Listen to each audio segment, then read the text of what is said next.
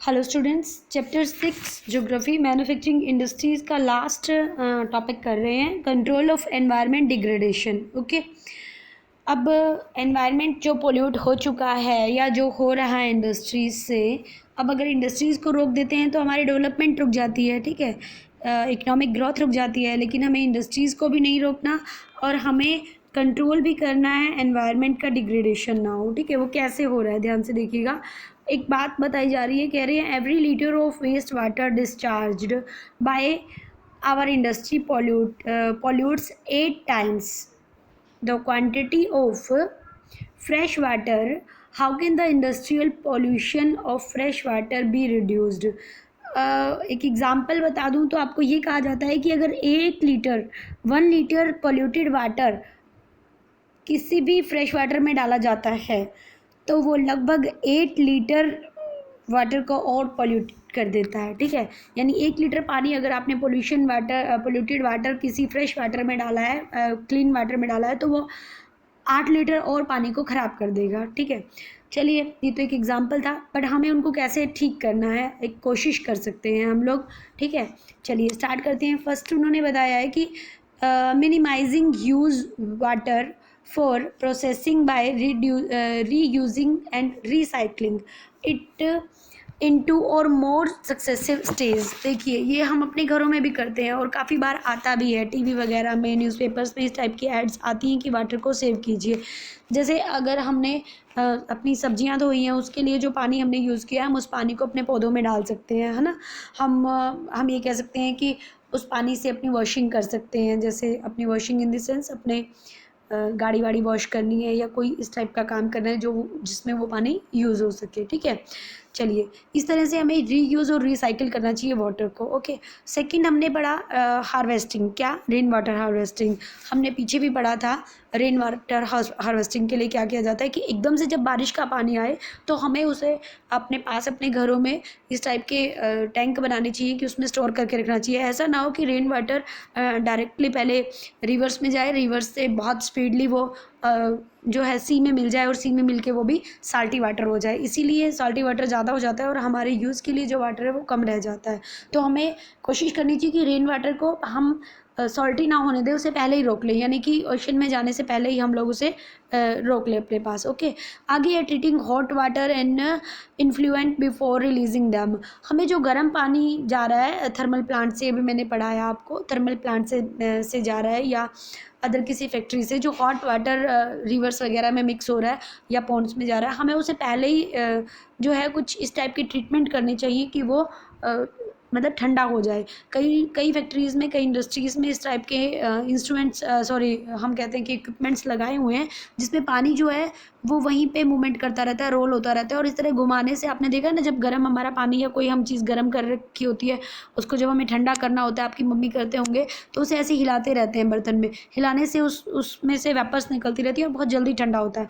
तो कई फैक्ट्रीज़ ने इस टाइप की काम कर रखे हैं कि इस तरह से पानी कहीं स्टोर होता है और वो मूवमेंट में रहता है, वो थोड़ा नॉर्मल टेम्परेचर हो जाता है तो उसे डंप किया जाता है जहाँ भी उसको मतलब ड्रेन करना है। ओके, तो उन्होंने कहा है कि किसी भी कोई भी अगर आप रिलीज़ कर रहे हैं वाटर बॉडीज़ में इस टाइप का वाटर, तो उसे 3 स्टेजेस से होकर जाना चाहिए। 3 स्टेजेस कौन कौन सी है? प्राइमरी जो ट्रीटमेंट बताया इन्होंने बताया है कि मैकेनिकल आप कह सकते हो इसको, कि mechanical means this involve screening, ठीक है, ग्राइंडिंग और फ्लोकेशंस, सेडिमेंटेशन, मतलब इन चीज़ों का आप इस तरह से कह सकते हैं कि हमें 3 टाइप की 3 स्टेज में से घुमा कर मतलब 3 स्टेज पार करवा के उस वाटर बॉडीज़ में डालना चाहिए।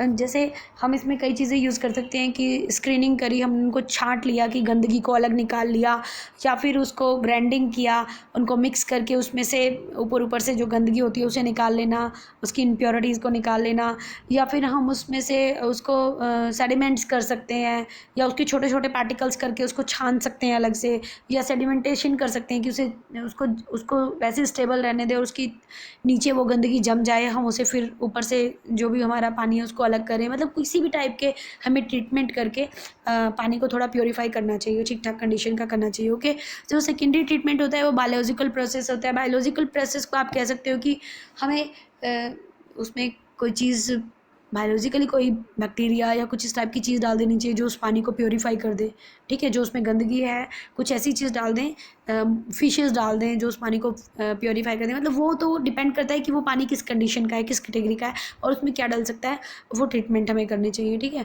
थर्ड उन्होंने कहा है टर्सरी ट्रीटमेंट, उसमें क्या आएगा, उसमें हम सब कुछ मिक्स करते हैं, बायोलॉजिकल ट्रीटमेंट भी मिक्स करते हैं, फिजिकल प्रोसेस भी मिक्स करते हैं और रिसाइकिल भी करते हैं वाटर को। मतलब हम उसमें बहुत सारी चीज़ें इन्वॉल्व करें, कुछ भी करें उसको बार बार इसी प्रोसेस में करें, तीनों प्रक्रिया उसमें से करें कि वो पानी जो है थोड़ा बहुत प्योरीफाई हो जाए, ओके। तो इस टाइप के ट्रीटेड होते भी हैं, इस टाइप की ट्रीटमेंट्स फैक्ट्रीज़ में किए भी जाते हैं, लेकिन बहुत सारी फैक्ट्रीज़ जो हैं वो करप्शन के चलते ये सब काम नहीं करती, बस ऐसे ही अपने आप का जो है वो पास आउट करवा लेती हैं फैक्ट्री का लाइसेंस वगैरह, ओके। उसके बाद है over drying of water ground water reserves by industry where there is a threat to groundwater resource also need to be regulate legally. अब और क्या करना चाहिए, और हम कर सकते हैं कि जो ग्राउंड वाटर है वो बहुत ज़्यादा नीचे जा रहा है, हम बहुत ज़्यादा पानी को यूज़ करते रहते हैं, बहुत लोग तो अनवांटेड उस पानी को निकालते रहते हैं, यूज़ करते रहते हैं, निकालते रहते हैं, तो इस टाइप का कोई गवर्नमेंट की तरफ से कुछ नॉर्म्स बनाए जाने चाहिए कि बहुत ज़्यादा अननेसेसरी जो ग्राउंड वाटर है उसको हम यूज़ ना करें, ठीक है। लीगली कुछ ऐसे प्रोसेस होने चाहिए, उन पर कोई बैन लगना चाहिए, उनके ऊपर लीगली कोई कार्रवाई होनी चाहिए, तब जाकर ये चीज़ें रुक सकती हैं। उसके बाद कह रहे हैं particulate matter in the air can be reduce by filtering smoke stack. वो कह रहे हैं कि कुछ तरीके हैं जिनसे हम मतलब जैसे चिमनियाँ होती हैं, फिल्टरिंग स्मोक स्टैक होते हैं चिमनियाँ की, बहुत ऊपर हमने चिमनियाँ लगा दी और चिमनियों के ऊपर भी कुछ इस टाइप का फ़िल्टर लगा दिया कि जिससे धुआं अंदर जाए, वो जो डस्ट पार्टिकल्स हैं वो वहीं कहीं इकट्ठे हो जाएं। फैक्ट्रीज़ में इस टाइप के लगानी चाहिए। और वो कह रहे हैं फैक्ट्रीज़ में और क्या लगानी चाहिए, इस टाइप की चिमनी लगानी चाहिए, मतलब आप कह सकते हो कि फिटिंग स्मोक स्टैक लगानी चाहिए, जैसे इलेक्ट्रोस्टैटिक्स प्रेसिपिटेटर वाली। इलेक्ट्रोस्टैटिक प्रेसिपिटेशन का थोड़ा सा मैं आपको आइडिया दे सकती हूँ कि कैसी होती हैं वो, पर हमें उसको बहुत डीप नहीं लिखना है इसके बारे में, सिर्फ इतना लिखना है कि हमें ये यूज़ करनी चाहिए इलेक्ट्रोस्टैटिक प्रेसिपिटेशन। वो होती क्या है कि इस टाइप से हवा जब निकल रही होती है तो यहाँ कुछ इस टाइप से यहाँ पे इलेक्ट्रिक करंट सा छोड़ा जाता है, जिससे प्योरीफाई हवा तो यहाँ निकल जाती है और जो डस्ट पार्टिकल्स हैं वो यहाँ नीचे इकट्ठे आ जाते हैं, ठीक है। तो इस टाइप की हमें स्ट्रिक्स लगानी चाहिए।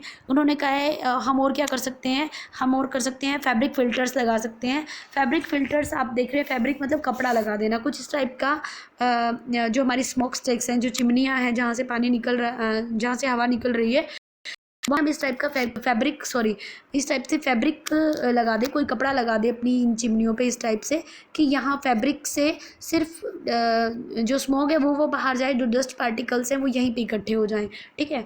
अच्छा, आगे उन्होंने बोला कि हमें ना वो स्क्रबर्स लगा देने चाहिए। स्क्रबर्स क्या होते हैं, स्क्रबर्स आप कह सकते हो कि किसी भी ये मान लीजिए अगर कोई फैक्ट्री है तो उसमें इस टाइप के स्क्रबर आप कह सकते हो कि जिससे ऑब्जर्व कर सकें चीज़ों को, ठीक है। अब मान लीजिए यहाँ से हवा एंटर कर रही है, हवा एंटर करी, फिर यहाँ गई, फिर यहाँ गई, फिर यहाँ गई, इस टाइप की चीज़ें लगा देनी चाहिए कि हवा ऐसे ऐसे घूम के जाए।